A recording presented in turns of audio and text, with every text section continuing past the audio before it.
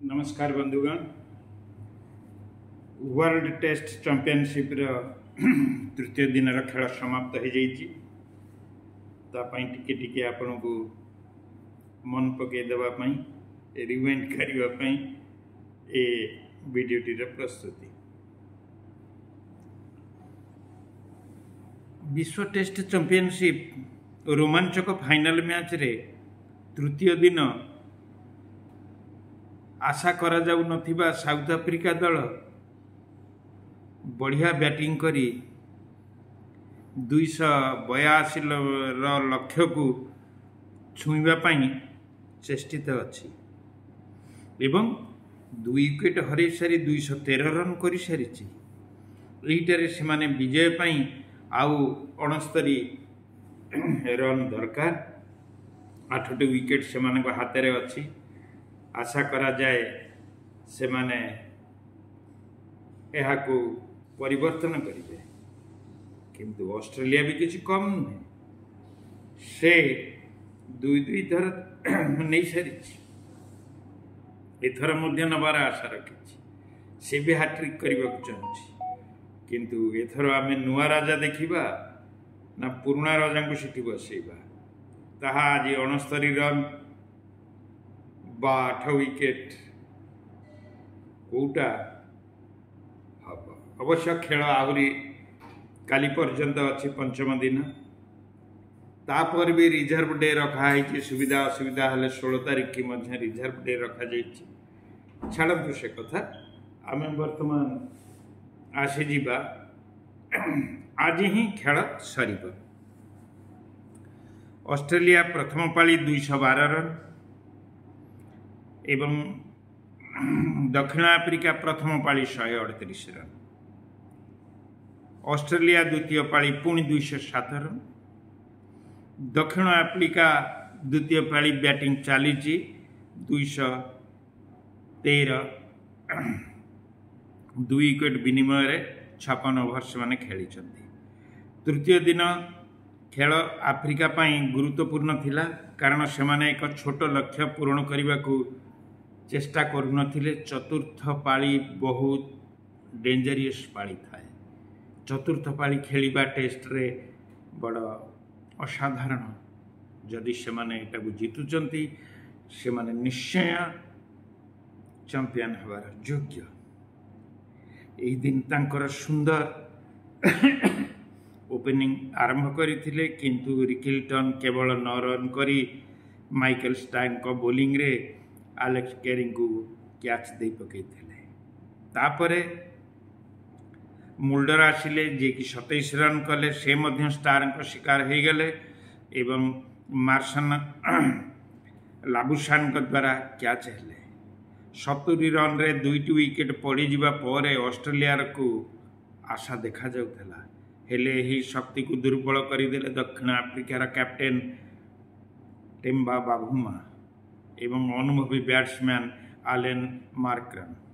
ये दुई जन मिसी विश्वास धैर्यर सहित बोलिंग को मुकाबला कले एवं एक अद्भुत संयुक्त बैटिंग करी ऑस्ट्रेलिया शाणित बोलिंग की पराहत कले एवं एडेन मार्क्रम 159 बॉल खेली 11टी 4 मारी 102 रन करी सेंचुरी मध्य करिसेंती।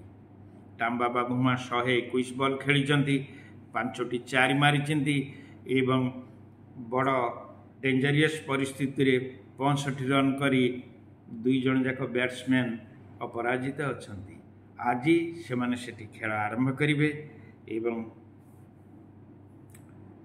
आशा आज साउथ अफ्रीका जितब जदि 69 रन कला बा 70 रन कला एवं 8 विकेट जदि ऑस्ट्रेलिया नेला ऑस्ट्रेलिया जितब एवं माइकल स्टार्क 9 ओवर रे 53 रन दे 2टी जाक विकेट नहीं। हाजेलवुड 43 रन देइचंती एवं पी कुमिन्स 36 रन देइचंती एवं 2 जन जाक बोलर कौन सी विकेट पाई पारि नाहंती। कमिन्स से दिन 6टी विकेट नहीं थिले प्रथम इनिंग्स रे, किंतु गतकाली पूरा फेल्योर अछंती। नाथेल नियन मध्य कौन सी विकेट पाई नाहंती। 18 ओवर बोलिंग करिसेंती 51 रन देइचंती।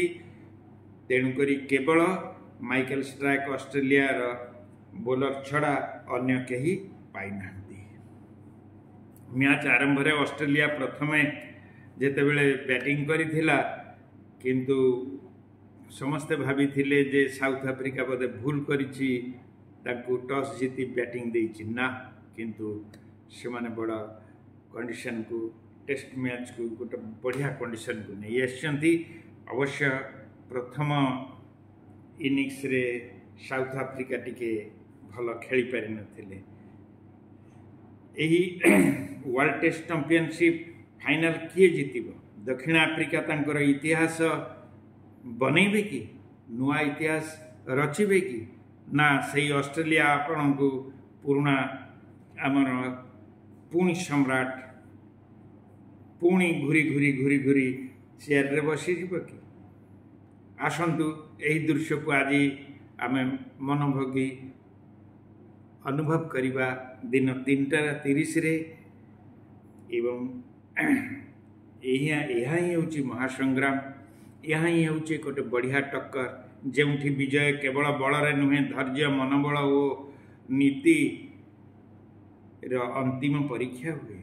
विश्व टेस्ट चैंपियनशिप रही फाइनल ऑस्ट्रेलिया और दक्षिण अफ्रीका मध्य एक अमर एवं अद्वितीय अंतिम अध्याय आसी पहुँची। तृतीय दिन खेल शेष एवं आखि मुह करी बसी दुनिया किए हेब विश्वर टेस्ट राजा